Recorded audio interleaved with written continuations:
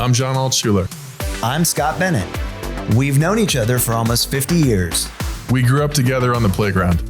And now we're in the foreground and still growing up. From the playground to the foreground. Join the conversation.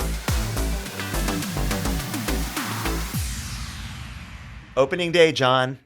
Do you know what that? It's a big night. I know, big night. Absolutely. So we haven't seen each other, and it seems like we went straight from summer to football season. 13 wins. Okay, well, we're going to get there. All right. Just say you really stole it. Are you excited about, I know we love college football. You're excited about the ponies. Sure. I'm excited about my Longhorns, although it was a rough weekend, but expected, I think, by a lot of people. Do you get generally excited? Are you more excited this year than usual? I'm as excited as I've ever been. Yeah, you are. I love it. Yeah. So every year, because we talk about it during the year. I know we'll have our It's dialogue. the fun. It's the optimism of what is to come. Yeah. This is like the hope, who knows? And this could be our year. And look, probably leading up to this, and certainly the greatest showman, P.T. Barnum Jones, has done a good job releasing that documentary, getting people salivating. Yeah. I know you watched it. I also watched it. Had a lot of thoughts, but I saw your comments. So just a minute about that, and then just did you like it? I know there were some takeaways. Anything strike you as you've continued to consider what you saw? I loved it. Now it could have been better, but I loved it. And I feel like from 89 to 96 is such a marked time in my life where I just remember things. I was growing up. Yeah. That was controversial. It was exciting. I was dating Lori. We were going to the Super Bowls. Like I was with that team. I had season tickets from 92 to 96. Yeah. I remember you told me that before, and then I remembered in your post. Mm-hmm. I was still a fan then of the Cowboys, obviously a huge fan as a kid, but those were somebody asked me, how do I summarize it? And I said it was comprehensive in that, the eight parts really squeezed in the entire story. And it was a little bit like, it was a little bit of the explanation for why I made the choice I did. I think as you watch it, you might consider, as you see it play out over 8 parts, why Scott Bennett is not a fan.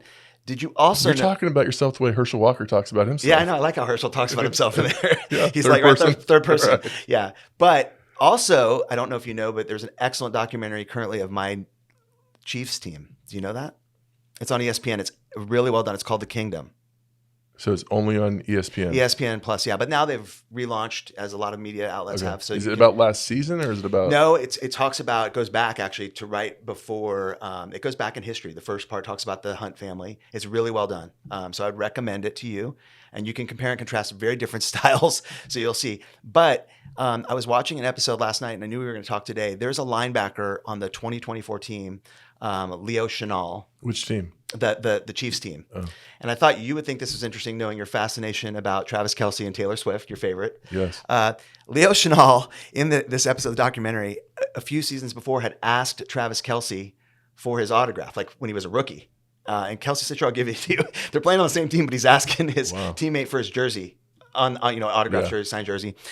Kelce never gave it to him. And then Chenal, in the 2024 season, blocks a field goal to save the game, I think, and player of the game. And after that game, he goes, and Kelsey's like, "Yeah, thank you for holding me accountable." Yeah. So I thought you would appreciate that story. You should definitely watch it. And that's getting me excited. How many episodes? I think it's 8. I didn't look. I'm on 4. That's a lot of Chiefs for me.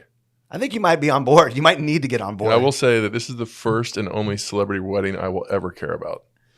Okay, well, and I'm going to care about it. Yeah, I'm going to get into it. I know. You might. Right.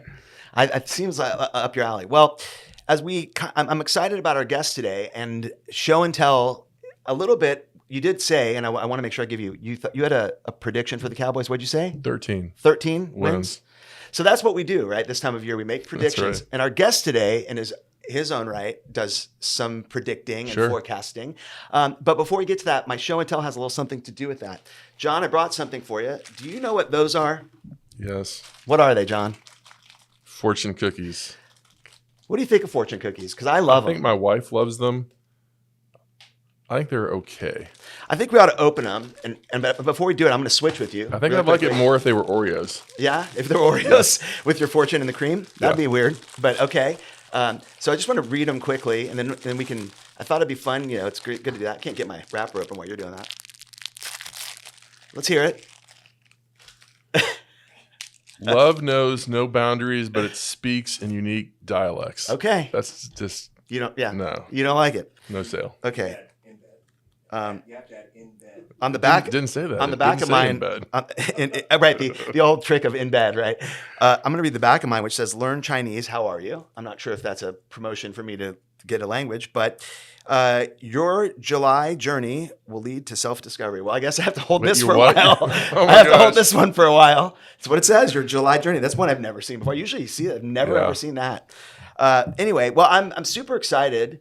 As we always are. It's been a few weeks. I missed you. Missed you. And I'm excited about our guests because I'm fascinated with the weather. And our guest today, John, is none other than AMS Jesse Hawila from WFAA after the break. Would you like to be our guest? Or is there someone you would like to see on the show? DM us through social at Playground Foreground. We look forward to hearing from you. Welcome to the Playground, Jesse Hawila. Thank you guys for having me. I really appreciate it. Well, Thank you. I can honestly say I was very excited. I think most people are fascinated with weather, at least some phenomenon, many phenomenons. But just off the top, a little about you. I mean, I've seen you. I think a lot of people will know and recognize you, but love to know a little bit about how you got to Dallas, how you got into meteorology, and sort of a little 90 seconds on who you are. Sure. So this is all I've ever wanted to do. I've only wanted to be a meteorologist since I was 5. I grew up in Houston. I was fascinated by Texas weather. You know, we had severe weather. We had the chance, well, at least in Houston, for tropical systems. Occasionally we would get a little bit of ice, and I was just so fascinated by it from a young age. It's the only thing I ever thought to do from when I was young. So grew up in Houston. Eventually we moved to Indiana. I went to Ball State University to get my degree. I think one of our most notable alum is David Letterman. Outside of that, Nobody else, huh? I feel like Stedman went to Ball State. I don't know if that's true. Someone's going to have to fact check Yeah. that. That's random. So got my degree, worked in 2 different markets in Indiana, Lafayette and Fort Wayne, then moved to Kansas City, then got back here to Dallas. And I'm really happy to be here in Dallas. I'm just happy to be back in Texas, really. How long you been here now? 9 years. Coming up on my 9-year anniversary here at WFAA.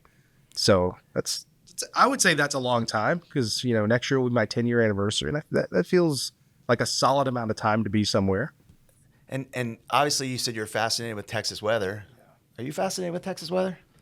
Not as much as my brother is, but I respect the weather. I fear the weather. Yeah. Like I have a healthy fear of the weather. Well, Jesse, John and I grew up together since kindergarten, and I think John and I probably will tell you one of our first scary moments as a young child, at least I know mine, was in first grade. Do you remember what happened in first grade? Get under the desks. Get under the Yeah, desks. we had to get under the desks. Yeah. In first grade, and during the school day, and a tornado touched very close to my neighborhood. In fact, my mom was at a fish store, like a seafood fish store, and they had a freezer, and they got in the freezer at that time. But it was right in my neighborhood, and I just remember, like, they prepared us, but when you're 5, 6, 7 years old, you don't really know, and that was very scary. Yeah. So I've gotten over it, but just curious, like Dallas and Houston, you say the Texas weather is kind of a big difference, right, in the two places? There is. We up here in North Texas, we get a lot more severe weather. Now, Houston gets its fair share. They certainly see more flooding, but we get more large hail events. We get more tornadoes. I've said in the past when I've done school talks to kids, I do wonder if folks that live in, like kids that grow up in San Diego, if they are even fascinated with the idea of being a meteorologist. I would almost say they probably don't. It doesn't strike them as it does Texans, because the people that live in the middle part of the country see interesting weather. Here we get droughts, we get floods. It gets to 10 degrees, it gets to 110, we get tornadoes. Growing up around that is really what sparked my interest in weather. And I think a lot of young people in Texas get that same passion too from an early age. What's y'all's favorite weather? It's a good question. I think it's changed for me. I really like the rain. Yeah. What's your favorite weather? I'll save mine for last because I feel like my answer is gonna be weird. I like intensity. Yeah, Yeah. that's great. Yeah. Like Whether intense it's really, storms. really hot or like a violent thunderstorm. I like that. See, I don't like violent. I don't like severe cold though. I'm with you on that. I really don't like the cold either. I think that's interesting because there is something about the weather that brings people together in a weird way. It's always a talking point for people, and I like to be part of that conversation with folks. What's yours? So I'm a storm chaser, so I do love chasing severe weather. But here in North Texas, my favorite weather now is heat and drought, because the stress starts to fade when there's drought and there's just heat. When we're in the middle of severe weather season, it is stressful. And, you go through this prolonged period of time where it's just like go, go, go, go, go, which I do enjoy. I really do. But now with 2 kids, sometimes a little bit more sanity and predictability is not a bad thing. Yeah, because they're having multiple meteorologists come down, right? You got somebody in the weather center monitoring, and then somebody on air, and you got right there. It seems like there's always 2 people. Yeah. It's a doubles sport at this point, right? Yeah, truly. As all joking aside, I thrive on that environment of when there's severe weather and covering severe weather. That's when we are needed the most. It's when we're the most busy, which I do enjoy. I never want to see anybody lose property or get property damaged or get hurt. But that's the time that what we do actually means a lot. Well, you said something, and I don't want to breeze by it. You're a storm chaser. Yeah. So I think I know what that is, and I've seen, there's been Twister and some of those movies, but talk a little bit about what does that mean and why you like that? I mean, what do you, how do you participate? What does that look like? I actually take 2 weeks off of work every spring to storm chase with my friends from college who are meteorologists in other markets, in other cities. So we pick 2 weeks. We say, we have to, because we have careers, we really have to, you pick it way ahead to where the weather's not predictable. So we go out wherever severe weather is. That could be Kansas. It could be South Dakota. It doesn't matter. It could be Texas. And we get up to severe weather, try to see tornadoes, see some amazing storm structure. It's a blast. It's really where you get to be one with your science. And I really enjoy that. How do you know how to stay safe? Well, we all are experts in meteorology, and we have radar with us at all time in the car. So we have several meteorologists monitoring radar and maps, and we always know where you are and what direction you're going, B, where the storm is and what it's doing, where the most dangerous part is, and we stay a safe distance. We're chasing in like, Hondas and, an Acura or something. We're not chasing in like the Dominator that you see that spikes into the ground with bulletproof windows and everything like that. So we stay a safe distance. So I think a lot of people feel like now we're living, global warming. There's an inordinate amount of severe weather. Would you say that's true? And if so, do you think it's global warming? I mean, you're the right person to ask. You deal in this. So the things that I think more than number, it would be intensity that's gone up. So maybe not the number of events, but things are getting more remarkable. So, you think of Kerrville, the amount of moisture in the air that could produce such an amount of rain is extreme. That was a lot. It's been a really humid summer here in Texas for most of the state. And then you see things like hurricanes, get, like, for instance, the first hurricane of the season in the Atlantic ended up immediately spiked to a Category 5. And it was the earliest a Category 5 and the fastest a Category 5 had developed in that part of the world. So stuff like that. So the thing I've noticed more than anything is not necessarily the number of events going up, but the intensity of the events have gotten a lot different. So interestingly, tornado intensity, surprisingly, not as high. We haven't seen an EF5 in the U.S. in 12 years, which to me is shocking. But the last one we had was 2013 in Oklahoma. But we've gone 12 years without an EF5. But we do get a lot more 3s and 4s. So if that makes sense, I think it's more of an intensity problem. I feel like global warming, you also can call it climate change. Climate change just happens in history. Yeah, it does. No, it totally does. And I'm very aware of it's a very politically driven conversation with weather. And so, I'm aware of how people feel about certain things. And it's true, climate does change over time. Now, to what I think the question a lot of people wonder is, to what degree are we participating in the change? So the climate, it's going to change. If humans didn't exist, the climate's going to change. But then you have to wonder, well, to what degree are we accelerating it or pulling it back? What are we doing to it to change the pace? I think that's the big question. If you're 35 and a half, and in a year you're going to be 36 and a half, how do you gauge how you've improved in your job? That's a really good question. For me, I always review how I'm doing on air. I want to make sure that what I say is clear to the viewer. I want to make sure that I'm authentic. I want to make sure that I stay up with the latest science. Within the weather world, AI is going to be an interesting development for us, I think. Models will have more artificial intelligence integrated. So for me, it's, am I using the latest technology? Am I conveying the message of what people need to know clearly and in the best, most efficient way possible? And are people receiving that well? And that, to me, that's the essence of my job. Are people staying informed? Are they staying safe?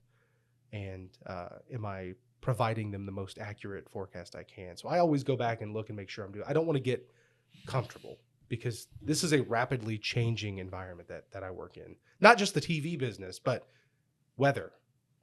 There's a lot. How are you grading your performance or your clarity? Like if you're on the news tonight at 10 o'clock, how often do you review what you did?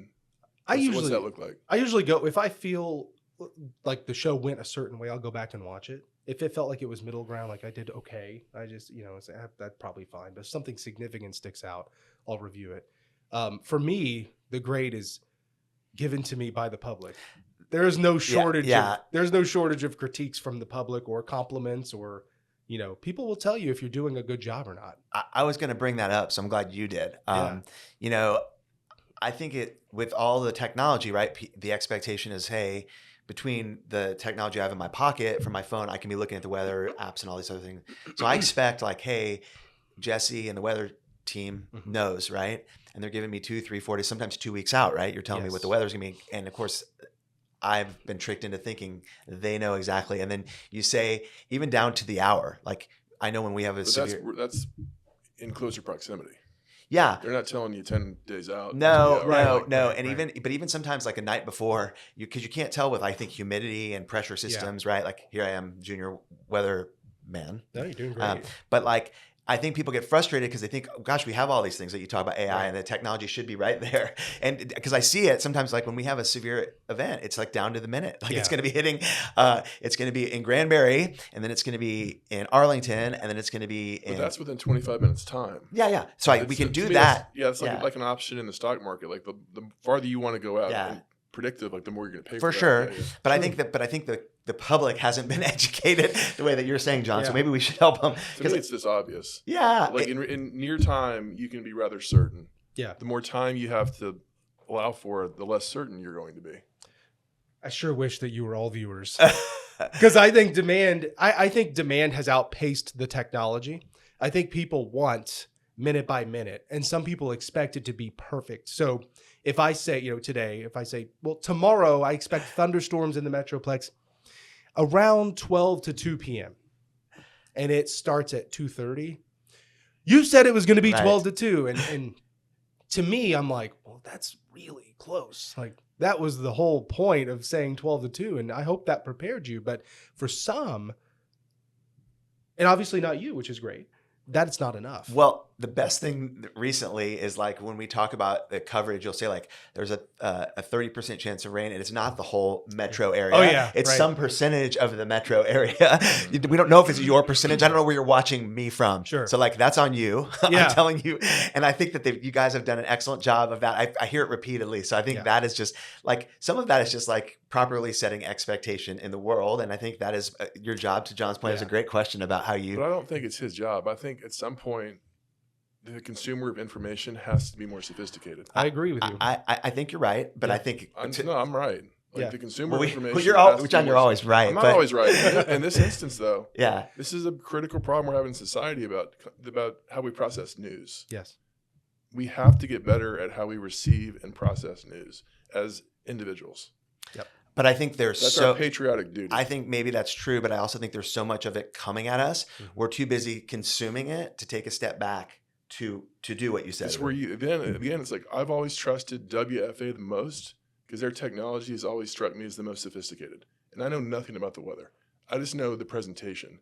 And I could always tell when we were kids that NBC had kind of an archaic Well, radar. the way they presented it for sure. No, the radar. Yeah. It just didn't look as sharp. They didn't have the leading technology. And so, I don't know. I think you just have to be able to grade the reliability of the source and move forward accordingly. And Fair I think enough. that's not what we're doing as a country, Well, as individuals. I certainly think it makes it, why I'm suggesting is that to your point, it's not really like the joke is it's not my fault, right? Or Sure. sometimes you'll Sure. say it's going to be great Sure. this weekend for whatever event is in Dallas, right? Yeah. Like you had some hand in it. Your job is to tell the story of what's happening Yeah. and present it in a certain way. And to your point, John, I do think it's that way. But I think it's funny how you asked how you grade yourself, and then you said it's not the way the public sees it. And I think that's just a shame. But well, I think you have to grade how you're presenting the information because I think you can go back and watch tape. I think of Tom Brady and his job, I guarantee you that guy's watching tape hours upon hours, grading line by line how he's presenting the game. Yeah. I feel like that's how I have grown the most, is going back and being really critical of those 4 minutes I'm doing the weather. You know, I'll say, I didn't like the way I joked about that. I didn't like the way I came off. I didn't like the way I did this. And so I try to change it. I also have, over time, you know, I've watched meteorologists all across the country, and I say, I really like the way he does this. I like how she does that. And I try to integrate some of those things into what I do. And I think that's a valuable thing for anybody, is if you know if you know another expert in your field who's doing something that you think is good, it's okay to like learn from those people, and you should. so as a kid, you said you wanted to do this from, you know, your onset. Who was your meteorologist? Like, who was the one nationally or locally? Was there somebody that set the standard for you? Yeah, there are a couple of people. So when I was in Houston, it was Matt Levine. That's who I grew up watching when I was a kid. Also, a non-weather person was Marvin Zindler. I don't know if anyone knows Yeah. who Marvin Zindler. If any Houstonians are watching, they're going to know who Marvin Zindler is. And then when I lived in Indiana, it was Brian Wilkes and Angela Buckman. And these are people that I really enjoyed growing up watching. And I take bits and pieces from them and try to integrate it in what I do. I was surprised you didn't say Willard. Oh yeah, well, speaking of Willard in a related way, I got to meet Al Roker not that long ago. Yeah. That was pretty cool. I think I saw a for picture me. of that, actually. Yeah, that was awesome. I was in New York, and I got Yeah. to meet Al Roker and his wife, who at the time I had no idea was the anchor for 2020. I didn't know that. Deborah Roberts. Yeah, Right? Yeah. I didn't know Deborah Roberts was married to Al Roker. Yeah. You learn things. Well, switching gears a little bit. Sure. Like when you're not, you talked about you have to get called to the station sometimes when you're not helping us, navigate the weather. What do you like to do outside of work? What do you enjoy? These days, just hanging with my kids. I take the advice from fathers before me, which is enjoy this age as much as you can. I've got a 4.5-year-old and a 2-year-old, and I've seen how fast my 4.5-year-old has grown up from being a baby in my hands. Like, I remember carrying her like this, and now all of a sudden she's got opinions and is funny and is telling me stories. So those are for the last 4.5 years, that's been my hobby, is trying to enjoy as much time as possible with both of them. It can be stressful at times, obviously. I always say this, any parent that says, oh no, it's all great at 4.5 and 2, come on. Does your 4.5-year-old, like, I'm sure you're not there, but like see you on? Yeah, she points to that. Yeah, doesn't care. She doesn't Doesn't care. No, Doesn't know yet. Right. She didn't care. She wants to watch Bluey. She doesn't care about me. Same with my 2-year-old. He'll be, oh, dad, and that's it. And I know that I know a little about you, and we share something. And I think John has recently mentioned, he's fortunate that his parents are still an active part of his life, but you were a young caregiver for your parents. I also went through that. So I know that's something that's, left a mark on you. Just talk a little about that, your experience, how that's helped you maybe be a parent. Sure. That's a great question. So, growing up, mom always had a lot of health issues. She had really bad Crohn's disease, which, when I was young, was never really managed I think the management's been a lot better this day and age. But when I was, in the 90s and early 2000s, the management wasn't great. So she had a lot of severe issues. And so growing up, it was always, well, mom can't come to this event. Not because she didn't want to. She was an amazing mother. But, I mean, not TMI or anything, but for Crohn's, like, she has to be near a restroom many times. Like, there's not really a chance for her to be away from one. Then as I got older, so going into high school specifically and college the most, is when her health really started going downhill. And for me, it was I'd go to college, I'd do my full course load, I'd come back, do what I could for mom, go to work, waiting tables, come back, do what I could for mom, do my homework and all that. It was just nonstop. I had zero, like, there was no social life for me in college. People always, I hear people reminisce about their college life, and I was like, well, I did not quite get that experience. But to what you were saying, how does that shape what I do as a parent? Well, I try to be present for everything that they want me to be. Now they're only 4.5 and 2. But so that might include, Dada, will you come play Target with me? Which is, she's got this little fake Target checkout thing. My answer is always yes. No matter what I'm doing, I'm like, yes, I'll do it. Do I want to every minute? It's always, not necessarily, but I do it because I want her to know that I'm always going to just be there and say yes. Well, you hope, right, that your kids, and I think Jon has I've watched him. I've had the privilege of knowing his parents, but stayed very involved with his parents. He includes his parents. That's awesome. I mean, I sometimes see you just go over, like, I don't even know, but like, I sometimes see you just go over, like any child would, right, and just spend a time with them. I don't think it's always an occasion. Is that a little more, please? I just sent this to my mother. I know. I'm going to send it to Pat and tell her. My friend Scott Bennett. I don't think she agrees with you. I will tell Pat. It'd be your Christmas gift. Yeah, Keep going. I because you put a lot on social media. That's why I see. I'm not following. They're not on social media. They don't know anything. But I do. I've admired that about you. Thank you. And I think we all hope that our own children, because we all have kids, will do that for us, right? I think we're trying to set a model and a standard. And I know I had a very similar experience. Mine was just right after college. Unfortunately, my mom had MS, and my dad had a heart transplant. I've shared that. And a lot of the people in my community who have watched me grow up have said, I don't know how you did that. And we say, like, we do what we need to do. Yeah. But I can honestly tell you, it was so challenging for me, mentally, emotionally, because I still wanted my mom, and some days I still want my mom. Me too. Right? Me too, right? And just want to do right by that. And I hope that I've demonstrated that. But it is not something, and we all have to go there. We're fortunate to have parents. We will at some point take care of them. But when you're younger, you're not even equipped to take care of yourself. I know. And then thrust into that. So I think that's what you have an advantage on, because you know a lot more, I think. What do you mean I have an advantage? Well, I just think. I don't think I have the caregiver gene, or I don't. We might agree on that. We might agree on that. My parents are banking on me, and my wife certainly isn't. But they got one of two choices, Jon, and I think they're probably going to choose you. You have some attributes that can help. They're going to go after Evelyn. They're going to go after Evelyn. We like to say, Jesse and I, who are experts at this, we don't wish we weren't, is that's called the caregiving journey. Okay. And I think so it's not a gene; it's a journey. Yeah, it's a journey. And I think you have some assets and resources that will help you in your journey, whatever those are. Yeah. I mean, I think you have other people around you in the network. So I appreciate you sharing that. Yeah. I think it's something that touches a lot of people. Not something we really have talked about on the podcast. So. I'm sure, and doing that and still being able to stay on the trajectory, which you said, to go chase your dream and do that is really awesome. It was a very difficult time, I will tell you, because the feeling too. It's you can't really prepare yourself to start taking care of your mom, especially when you're 17 through 25. That's an age where you're trying to figure out what's going on. Right. But you figure it out. And that was a very stressful time, going to college. And then eventually I got my first job, which was 2 hours away from college. And I was still going to my first TV job, still going to college. My last semester, I'd go full load in the morning and early afternoon, drive 2 hours, work, 9 hours, drive back. I was doing that for 6 months, and that was hard, very hard. Well, I know, you do a lot of predicting and forecasting, and we know, I think Jon predicted the Cowboys. I think you're a sports fan. I know we talked a little bit about it. Any predictions? You've been severely misinformed. Well, you have to hear it. It's part of the show. So I think you've been indoctrinated, and you are in Dallas. Yeah. Any predictions? It's great to have a meteorologist predict the Cowboys season. Maybe you'll be the one that's right. How many games do they play in a season? 17.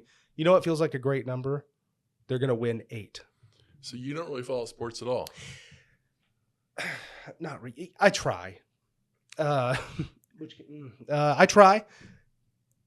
I don't try hard, but I try. I mean, I enjoy. No. I have to be honest. Your personality, because you mentioned authenticity is one of the things that's really important to you. Yeah. It would be awesome to watch you do the sports because I think you're very fun. Well, I mean, you thanks. are who you are, and that's sort of funny. And like you're, I don't think you get to do it because the weather, honestly, they really got to pack it in there. And sometimes I know Sure. you're up against it. Like I got to get this information out. The sport's a little lighter, I mean, obviously, so it'd be fun to see you get to do. That could be fun. Yeah. I don't dislike sports. I don't gravitate toward it. Right. Sorry, go ahead. No, I would say I get sports information just from working at Yeah. the news station, but I don't go seek it. Did y'all watch the New Heights podcast with Taylor Swift on it? It was 2.5 hours. Did you watch it? Well, yeah, we talked about it. I've seen Remember, we clips. talked about it in our last episode. Did you And watch it though? I listened to a lot of it. Because I thought what was great about it was one of the things that was great about it was her explanation of her interaction with sports. Like Jesse, she's like, sports and I don't click. It's Right. not what I like. Yeah. But it's been interesting to see how like the things she's learned to like about sports. Well, in this documentary I mentioned at the onset, they talked about the rise, obviously, we heard about that of young females, right? It used to be 50-50 at the Chiefs Stadium, they said. The CMO said that. And it was 57% female. It skewed more female. Oh, wow. Young girls want to go with their I dad. can't believe it's 50% ever. Well, Like, that's what the Chiefs true. were suggesting. And this is straight from the documentary. Yeah. And and then they showed some clips of kids watching with their dad at home, and like the dad would say like, how many downs do you get to a first down? And the kids would, knowing this solely out of the idea that they're tied to anything that Taylor Swift thinks is important to them. Cool. So I right now think I used to think there were other candidates for president, but right now I think we're going to see maybe Taylor for president. Wow. I've always thought Travis Kelce should run, or not Jason Kelce. Jason Kelce. Yeah. I like Jason Kelce. Yeah. He's Yeah. great. Funny. He's real funny. His energy's great. I will say this about sports. I do love the community that it builds. It builds a really nice sense of togetherness for a lot of folks. And I think that's wonderful. Well, and we need that. I think that's And I good. think don't discount what you do, because I can tell you my thing about my father-in-law. No matter the first time I see him in person, it doesn't matter where we are. We were in Tampa this summer, whatever. He's flat out going to give me the forecast. Like, we are not. Is that right? Yeah, right. We're not how are you doing? But like, he's going to tell me it's going to be hot this week. It's going to be, he loves. And so to your point, I think it brings people together. I know my father-in-law loves to discuss the weather. Do your parents like to discuss the weather? All I know is when someone wants to discuss the weather with me, I tell them I'm not your friend who follows the weather. Yeah. Is that right? No, I'll follow the severe stuff, but I'm Of not course. going to. What's happening tomorrow? No idea. Yeah. So whatever I tell you, you might believe. Yes. Okay. You, I believe. Yeah, I appreciate Yeah. that. But not Delkus, right? I believe Delkus definitely. Let me be clear. Shame. John Shame. knows no boundaries in terms of the heat, by the way. He will bring his friends out to play golf, make them walk Yeah. in 110. Guys are not fit like he is. He doesn't I care. wouldn't It doesn't say phase that. him. It doesn't phase him. I sent Matt Nagel home in an ambulance. Is that right? Seriously. Yeah. Brought a friend Well, out. Well, John, as a man of size, I am with you though on the heat. I like the heat. You're a fit guy and you can handle it. I actually love the heat. I hate being cold. It drives me nuts. Now, if we were going golfing and you're like, oh, it's only 30 or 40 degrees, not a chance. If it's 105, I'm with you. I'd go with you. I don't know how anyone can be in the cold. You do the cold golf too. Do you really? I do. But I like the hot. He- the heat. It's much mostly because better. you love golf at this point, right? I mean, like you prefer the heat over the cold. Yeah, 100%. yeah. Like the extreme heat. Yeah. I'm the same. Well, I think I feel a lot better knowing that for you, like the severe stuff, Yeah. the stuff that, and now when I see you, I'll feel better because I'll know like, hey, more at peace. And I think John pointed out something about the way I process it. I wasn't one of those people that got frustrated because I think it is a hard job. And I think it is constantly changing, Yeah. especially in those difficult seasons. And you have such a grasp on it. And I think what is most interesting is that over the years, I've seen the personalities come through, and I sometimes get tied more to the personality, but I think you do a great job of giving in just enough of yours and enough of the information. So it's been, it's fun to get that perspective. I really appreciate that. That means a lot to me. Authenticity is the thing I tell young meteorologists, those that are in college and come to Shadow, that what can I do to get better? What can I do? Just be authentic. Just be yourself. Don't put on a voice. Don't put on an act. Don't put on this stiff, today is going to be, because there are meteorologists in even big markets that say like, chance of thunderstorms this afternoon. And you're like, what is that? Who would I be like, John, how's your day going? You'd be like, what the hell's wrong with this guy? Is he okay? Right. So just like be yourself, just speak like you would speak to your friends. That's all you have to do. And not everyone's going to love you. There's nothing you're going to do ever where everyone's going to love you. That's just not going to happen. So just don't worry about that. People worry about it too much. To connect with our guest, WFAA meteorologist Jesse Hawila, you can follow him on Instagram at Jesse Hawila.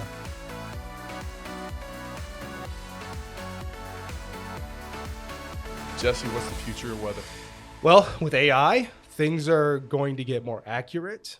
I think that's what people really need. And I think warning times are going to get much better. For tornadoes now, it might be 15, 30 minutes. It may be dramatically longer than that at some point. How people consume weather is changing a lot. There are a lot of digital options, social media, whether that's, YouTube or they get information from X and Facebook. It's going to be interesting. I don't know. I think I, like a lot of other folks, have concerns with how AI will eventually transform the space that we work in. It will certainly be a very big benefit for a lot of folks, but and we'll use it as forecasters. But my hope is people want to still see personalities, real people, and we need that for severe weather, especially in Dallas. Really, it's vital to have people telling you and walking you through what to expect and when to expect it. And I think there was a meteorologist, years before you, Troy Duncan, right? Oh, He yeah. was kind of here a long time. Yes. I don't know how many years. And he had his own personality. He wore the bow ties and he became. Yeah. And I think maybe there's a little bit of a shift back. And I think you're right for that because you do let people see that. He had his own style, was unapologetic, but he was trusted. Yeah. It was a big thing, right? I mean, as a kid, he was our guy. So I watched. Right. So I think maybe the swing back is, they still want to get it from a human being. And I'm glad that you think that. And I hope you'll continue to forge that. All right, Jesse, we like to do our topics from the hat. Since you're the guest, you get to pick Sweet. first. We don't know what these are, but I'm going to go right there in the middle. Read it or do I read it? you can read it out. Okay. Yep. Celebrity. Thoughts on celebrity? On Just anything. What does it strike you? Like whatever you want to say. about just the word celebrity. Yeah. Anything? About, I don't have any celebrity. The word so I think people idolize celebrities too much. And is this where we're going with this? And I think that there's been a profound impact on things that like the Kardashians have done with their image and how it's impacted women. I know that's really dramatic and deep, and great. some of you are like, "What? Chill." I think people idolize celebrities too much. Is that where we're going with that, or did you want something more fun? Like, I love acting and. I mean, celebrity. I feel like you're a celebrity, and that's it. That doesn't really. That doesn't make me think I should also believe you because you're a celebrity. There you You go. know what I mean? I'm where you are on that. Yeah. I just kind of think like they put their pants on one leg at a time, Right. like I do, and like that's their job, and I hope they're good at their job. Like Jesse, you are, John, you are. I want to be good at my job, and I think we rush to make everybody a celebrity, and I think in this day and age, I'm kind of confused what that is because somebody who's now a influencer or internet is like that flash in the pan 5 seconds of fame situation. So interesting. We All right, also John. need to stop making stupid people famous. I think that's a hot take for sure. Metalhead. Oh yeah, are you one too? I'm don't even know what that the means. exact opposite of a metalhead. Oh really? Yeah. What do you like? Top 40. Top 40? Yeah. That's fair. Do you know any heavy metal band? Could you name one right now? Well, I Just like anyone that you think- Metallica, but I don't think they're quite That metalhead, counts. right? That That counts. counts. Yeah. There's metal. That's They're good. wonderful. Yeah. Yeah. So you're a metalhead, right? I am. Yeah. It's my favorite music, and people are always like, "What?" But I like really weird, aggressive music, grindcore, death metal. That's my favorite. I like the technicality and the musicianship that goes behind it. I know not the screaming is not for everybody, but as a drummer, I thoroughly enjoy it. Unfortunately, you were working, I think, last night, or you might have gone to see Pantera. That would have been sweet. Oh, Yeah. Pantera classic. Yeah. Of course. My friend was there, to which we were questioning why he was there. But Yeah. I think, when I think about metalhead, I think Ozzy, Yeah.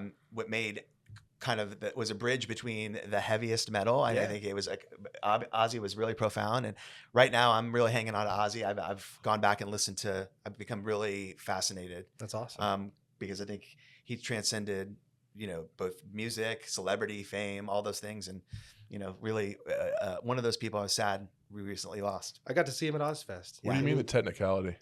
How hard it is to play death metal music or progressive music.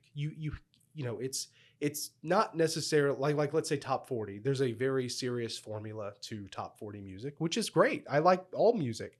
With metal and death metal, the drumming, the guitar work is very difficult. It's complex. It's almost like classical music if classical music were on speed or some sort of drug. It takes classical music elements. There's a lot of timing and stuff, right? Yeah, weird time signatures, fast playing, aggressive styles, and it's one of those, like, I could probably go get a guitar and play Smoke on the Water, right? Right? Not a big deal.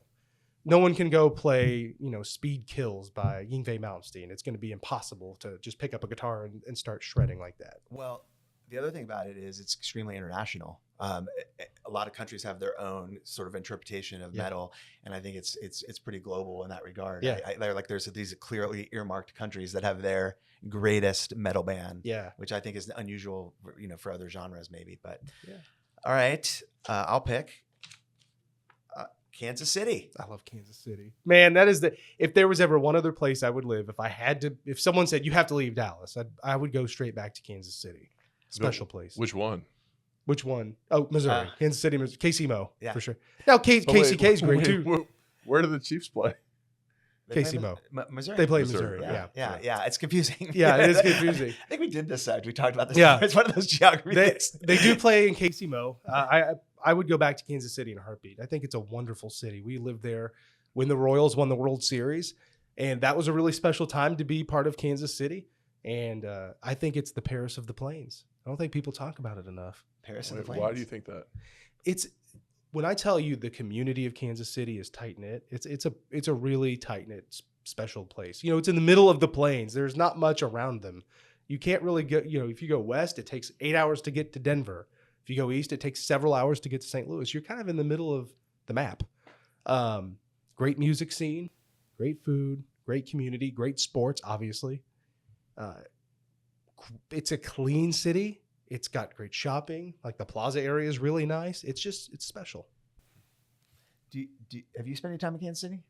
2013, I drove 9 hours to go to the Cowboys-Chiefs game. Oh. Yeah. The most X-rated environment I've ever been in. Really? What? Oh my gosh. In what way? The cursing. Really? I was on the 40-yard line. Yeah. I mean, it was just unreal. Well, Who my was it wife coming there? from? The fans? Not the Cowboy fans. Really? It was unreal. were you offended? I mean, I can curse, but I thought this has gone too far, people. Well, the cursing is another reason I like Kansas City. Yeah, I would. Really? Yeah. You know, No. I was about to say that makes it appealing to me, but I don't know. I mean, that's like I didn't know, and I'm excited. I never heard that. It's real X-rated. I would have enjoyed that. I'll tell you, I had a different experience. I went when they won their first Super Bowl in this run. And I was taken back, all the things you experienced, the sort of the pregame, the way that they show up for the tailgate, which I think people know.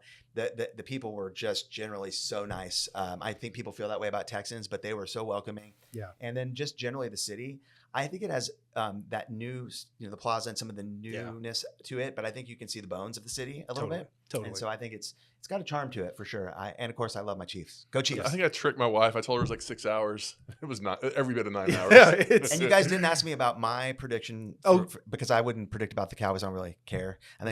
But I will tell you the Chiefs. Really? Chiefs are going to do it again. I think nobody sees them coming.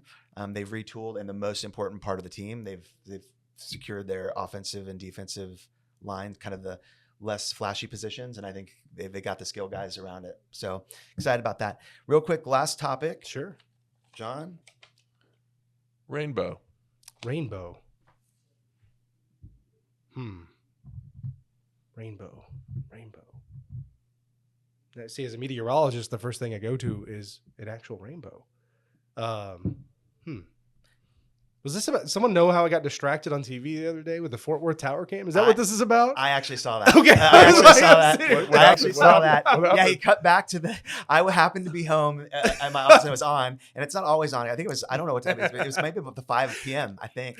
And I'm like, oh, and I'm like, oh, and I knew you were gonna be on. And Yeah. I'm like, you cut back. You're like, and you asked the control room, hey, can we go back to that shot? And they took a minute because they weren't ready for that. And you were fascinated, but I like a rainbow. Yeah. I actually saw a double rainbow twice within the last kind of year, I think. Yeah. One at my office, and I took a lot of pictures of it, and I never appreciated it, but given the way my life has worked out, I think you might know, but I had a heart transplant, and so I think somehow, people say, has something changed about you? I don't know if it's just my appreciation for life, but the rainbow is really special. Like maybe because I like the rain now too. I mentioned earlier, I love a rainbow. That was the first thing that popped into my mind was that situation, but I didn't think that that would be really what you were going for. I saw you do it. I think it's nice to bring. Hey, listen, it's a moment where the weather's quiet. It was a nice little positive moment. Why not? Yeah. But did it make me look silly? Probably. No, I love that you did it. That's kind of why I say I love that. You're like, yeah, because you know what? Squirrel. Well, That's really what I was well, like. I know you did that, and then you put up it on, and the rest of the news going on. Sometimes it's nice for you to point out that exactly what you just said, which is like, that's kind of in life. We talk about the pot of gold and the rainbow. It is one of those things. It's just when do you get to do that? You're like, okay, let's just take a second here. Yeah. How many times have you gone back to look at the photos of the rainbow you took? More than one. Yeah. I know it's a fair question. It was at my office. And the view was I'm right by Presbyterian Hospital, and just the way the building was turned, and I sat in there and admired it for a good 20 minutes. And I know I put it out and posted it. That's why I posted it. I missed it. Yeah. So I'll send it to you actually, and I'll send it to you, Jesse. Please. I don't know. For that moment, I was captivated, and my wife loves rainbows, so she'd be laughing and saying, "No, I'm the one that loves rainbows." And I just saw you do it the other day. Thought it was awesome. So, do you like a rainbow, John? I do. All right. Yeah. And we can all agree on a rainbow. Can you imagine not liking rainbows? Yeah, you're like a mean person if you don't like a rainbow. We're just three manly men talking Yeah. about Right. rainbows Yeah, I know. and being sweet. I know. It's great. I know. I think so. I think it's great. Well, Jesse, first of all, thank you for coming to the playground. It's been fun. Not every day you get to talk to the weatherman, but we tease about that. But the AMS meteorologist, and you've been a joy in this market. You're Thank a you. bright light. That means a lot to me. Seriously. And I got to tell you, from talking to you today, you and John have really taught me something to kind of lean into the intensity of the weather. Yeah. I know you enjoy that. John enjoys that. I didn't want to admit it sort of scares me still. I think it goes back to that kind of. I mean, Texas is badass that way. Like Texas has intense weather. we do. But I just think you brought to light. So I know when you're talking about it, and if I'm really concerned, I'll just, I'll reach out to you on social media or otherwise, because I think that the first grade boy was still very scared of the weather, and, Sure. and it's people like you that make it, great, and knowing that we have good meteorological minds and science minds telling us and how to be safe and how to handle it. So thanks for that. Thanks That for means coming to a the lot. playground. Thank you all very much. It's been such a fun time.